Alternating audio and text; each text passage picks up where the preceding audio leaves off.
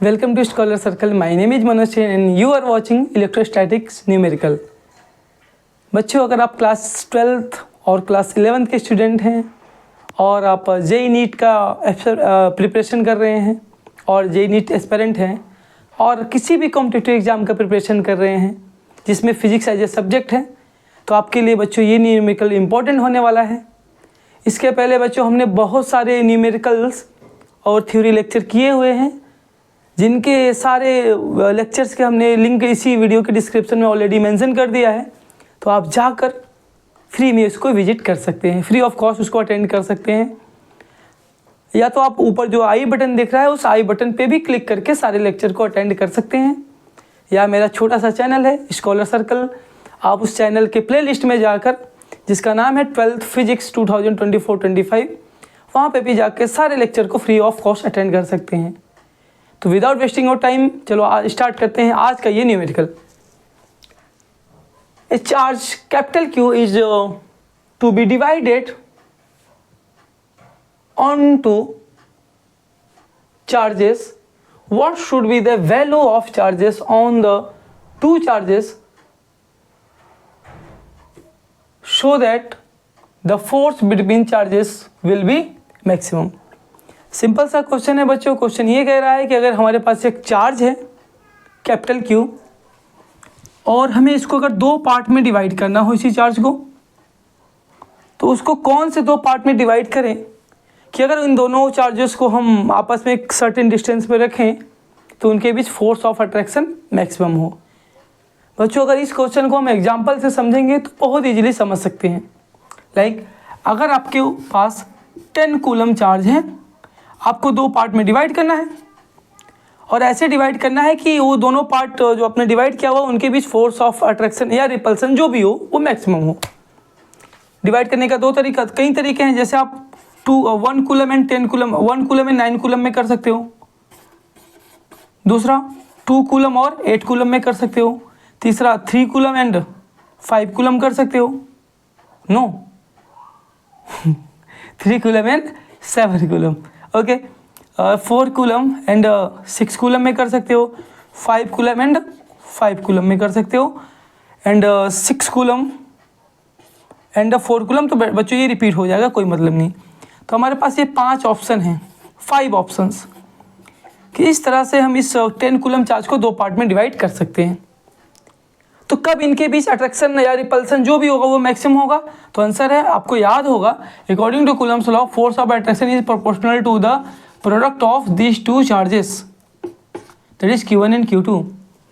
तो बच्चों इनके बीच इन पांचों केस में अट्रैक्शन उस केस में मैक्सिमम होगा जिस केस में Q1 और Q2 का प्रोडक्ट मैक्सिमम आएगा। करके देख लो। Q1 into Q2 9, Q1 into Q2 16, Q1 into Q2 21, Q1 into Q2 24, Q1 into Q2 25। तो मैक्सिमम तो इसी केस में आ रहा है। इसका सिंपल सा मतलब है बच्चों कि किसी चार्ज को अगर हमको इस तरह से डिवाइड करना हो कि उनके बीच फोर्स ऑफ अट्रैक्शन और रिपल्सन मैक्सिमम हो, तो हमें दो इक्वल पार्ट में डिवाइड करना पड़ेगा। सिंपल सा देख लो आप, यहाँ पे एग्जांपल सही है। 10 कूलम चार्ज को अगर 5 में डिवाइड करेंगे तभी जाके उनका प्रोडक्ट 25 आएगा, यानी मैक्सिमम आएगा इन पांचों के केस में अगर बात करें। और अगर प्रोडक्ट मैक्सिमम होगा तो उनके बीच फोर्स भी मैक्सिमम होगा। अगर एग्जाम में आपने ऐसा लिख दिया तो हो सकता है कि आपका नंबर कट हो जाए।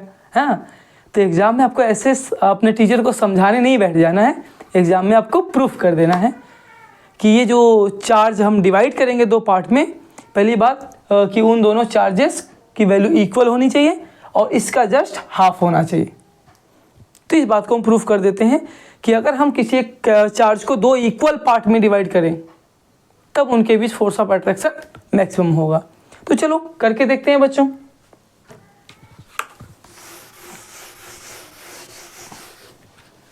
Solution, let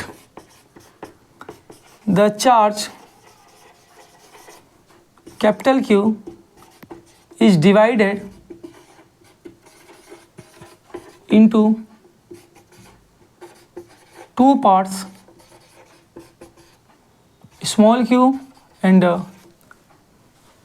capital Q minus small q।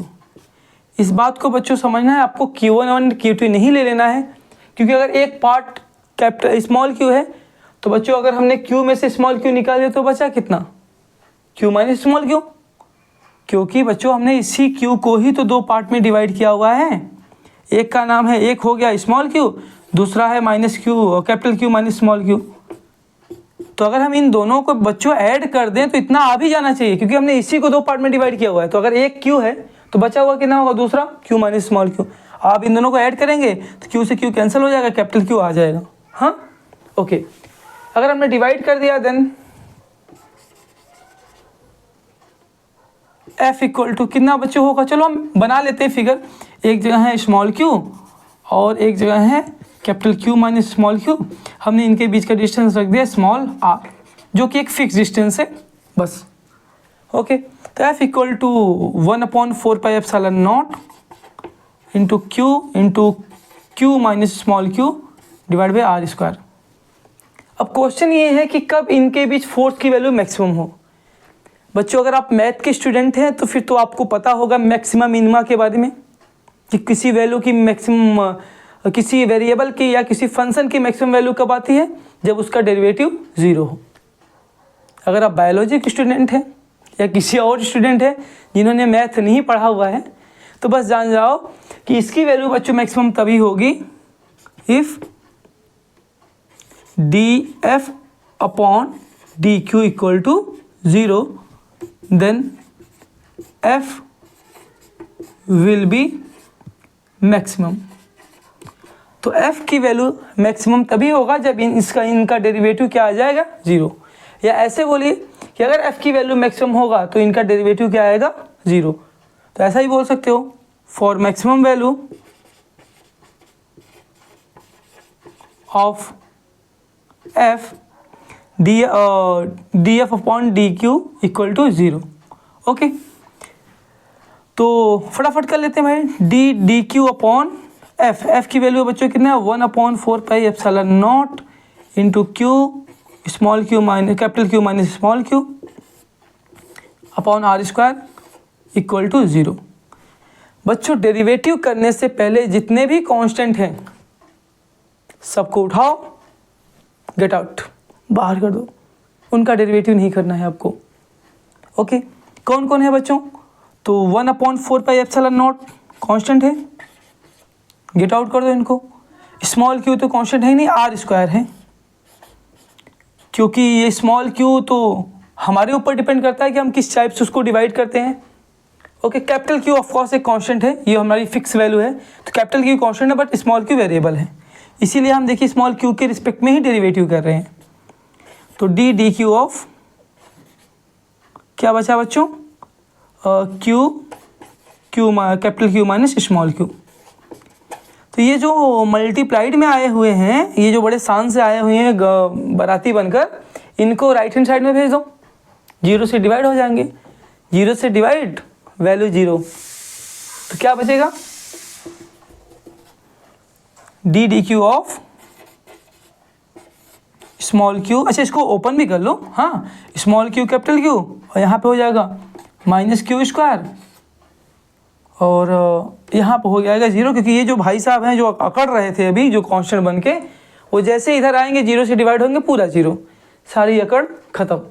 अब बस डेरिवेटिव कर दो, तो किसका डेरिवेटिव होगा, एक बार इसका डेरिवेटिव होगा और एक बार इसका, तो हम थोड़ा एक्सपेंड करके लिख रहे हैं dq of q small q into capital Q और minus dq of q square equal to 0। तो बच्चों देखो, हमने बताया कि ये कैपिटल Q कांस्टेंट है और डेरिवेटिव से पहले कांस्टेंट को बाहर कर दो, तो क्या बचेगा, dq ऑफ q, और यहाँ पे जब q स्क्वायर का डेरिवेटिव हो जाएगा तो हो जाएगा 2q।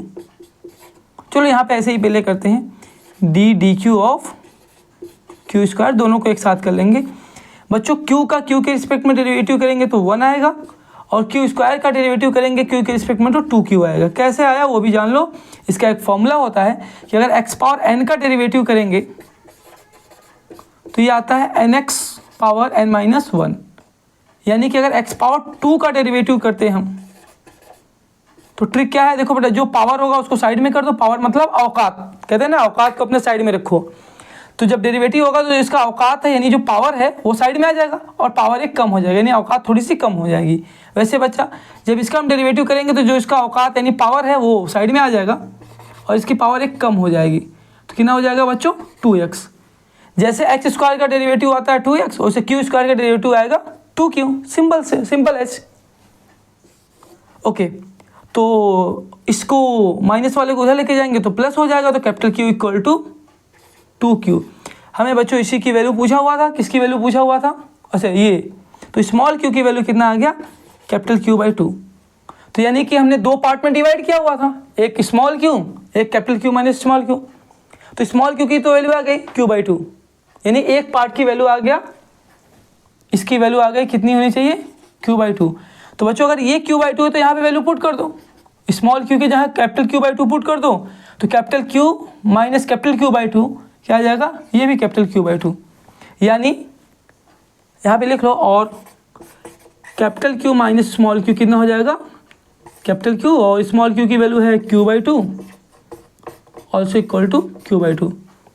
Hence proof this proof that कि when we divide a charge into two equal parts, then force of attraction or repulsion between them will be maximum or can be maximum।